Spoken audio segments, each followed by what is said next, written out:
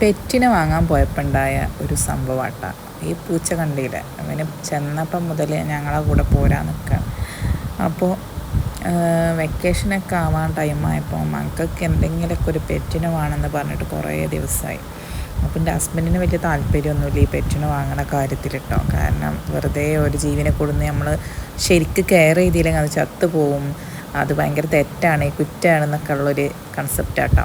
എനിക്ക് അങ്ങനെയൊന്നുമില്ല. പക്ഷേ ഈ പെറ്റ്സിനൊക്കെ വാങ്ങിക്കൊടുക്കുന്ന കുട്ടികൾക്ക് നല്ലതാണെന്ന് വിചാരിക്കണതാണ് ഞാൻ. അപ്പോൾ നമ്മൾ ഫിഷിൻ്റെ സെക്ഷനാട്ടോ, അതിൻ്റെ താഴെ ഭാഗത്ത് അതിൻ്റെ എൻട്രൻസ് ഒന്നും കാണിച്ചിട്ടില്ല, വീഡിയോ എടുത്തിട്ടില്ല. അപ്പോൾ എന്താ പല ഐറ്റം കളർ ഫിഷും കാര്യങ്ങളൊക്കെ ഉണ്ട് കേട്ടോ. അരാപ്പൈമ മറ്റേ അങ്ങനത്തെ വലിയ വലിയ ഫിഷ് അതുകൊണ്ട് കേട്ടോ. അതൊക്കെ കൂടുന്നുണ്ടെങ്കിൽ അതിനനുസരിച്ച് വളർത്താൻ പറ്റിയ സാങ്കേതിക വിദ്യ ഒന്നും നമ്മളെ വീട്ടിലില്ല. പിന്നെ പൂച്ച അങ്ങനത്തെ ഒക്കെ ആണെങ്കിൽ വലിയ കുഴപ്പമില്ല.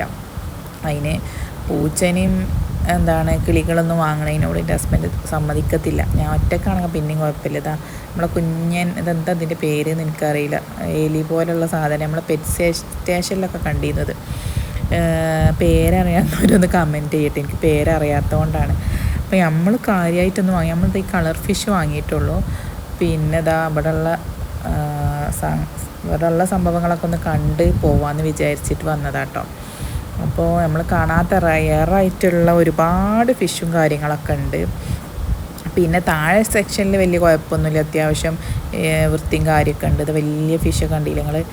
പക്ഷെ മേലെ പോയപ്പോൾ നല്ല സ്മെല്ലും കാര്യമൊക്കെ ഉണ്ട്. ഈ കിളികളും പൂച്ചൊക്കെ ഇരിക്കണ ആ സ്ഥലത്ത് അത്യാവശ്യം സ്മെല്ലും കാര്യമൊക്കെ ഉണ്ട് കേട്ടോ. അതിപ്പോൾ അവരെ പറഞ്ഞിട്ടും കാര്യമില്ല. എല്ലാം ഒരു പെറ്റിന് വാങ്ങാൻ വേണ്ട എല്ലാ സാധനങ്ങളും ഇവിടെ ഉണ്ട് കേട്ടോ. അക്വേറിയൊക്കെ ഇവർ സെറ്റാക്കി കൊടുക്കുന്നുണ്ട്, നല്ല അക്വേറിയൊക്കെ. നമ്മൾ പിന്നെ അങ്ങനത്തെ അക്വേറിയൊക്കെ ആകുമ്പോൾ കെയറിങ് ഒക്കെ ഭയങ്കര ബുദ്ധിമുട്ടായതുകൊണ്ട് നമ്മൾ ആദ്യം തന്നെ അത് വാങ്ങാൻ വിചാരിച്ചു. അപ്പോൾ ഈ ഞങ്ങൾ ചെന്നപ്പോൾ മുതൽ ഞങ്ങൾ നോക്കി നിൽക്കുക കേട്ടോ. ഞങ്ങളെ കൂടെ പോരാനുള്ള പരിപാടിയാണ്. ഇതെന്ത് തരം കിളിയാണെന്നൊന്നും എനിക്ക് പേരൊന്നും അറിയില്ല. നമ്മളെ ഇവിടുന്ന് പുറത്തുനിന്ന് വരുന്ന ഐറ്റാണ്.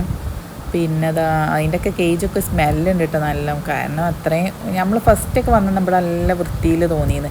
ഇനി കുറേ കാലമാകുമ്പോൾ ഇതിനനുസരിച്ച് സ്മെല്ല് കൂടുകയാണോ എന്താണോ എന്നറിയില്ല.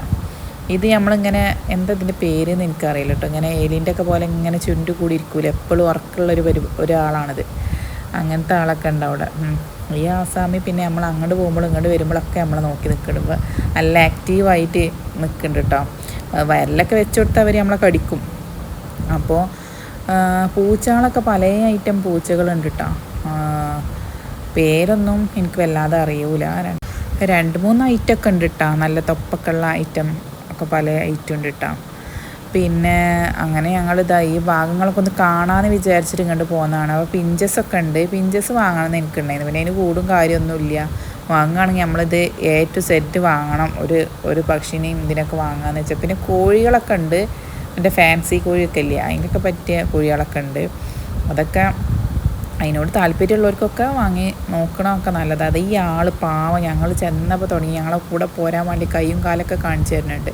അവന് ഞങ്ങൾ കൊണ്ടുവരികയാണ് ഞങ്ങൾ പോകുന്നതെന്ന്. പക്ഷേ എനിക്കെന്തോ ആ പൂച്ചക്ക് എന്തോ വയറിന് സുഖമില്ലാത്ത പോലെ തോന്നിയിരിക്കണം. കാരണം അവിടെ മുഴുവനും മോശനൊക്കെ പോയി ആകെ വൃത്തിയോടെ അതിന് വെച്ചു കൊടുത്ത പാത്രത്തിൽ തന്നെയാണ് മോശനൊക്കെ പോയിക്കണം. അപ്പോൾ എനിക്കൊരു പിന്നെ ഹസ്ബൻഡ് വാങ്ങാൻ സമ്മതിക്കൂല എന്നുള്ള കാര്യം ഉറപ്പാണ്. കാരണം അവരെ കൊടുത്തിട്ട് അവരെ നമ്മൾ നോക്കൂല. പിന്നെ അതിൻ്റെ രോമൊക്കെ അലർജിയൊക്കെ ഉള്ളവർക്കൊക്കെ ഈ പൂച്ചൻ്റെ അങ്ങനെ ഒരു പ്രശ്നം ഉണ്ടല്ലോ, പൂച്ചൻ്റെ രോമം ഭയങ്കര പ്രശ്നമാണല്ലോ. അപ്പോൾ അങ്ങനെയൊക്കെ ആയിട്ട് ഞങ്ങൾ അവിടെ പോയി തിരിച്ചു പോന്നു.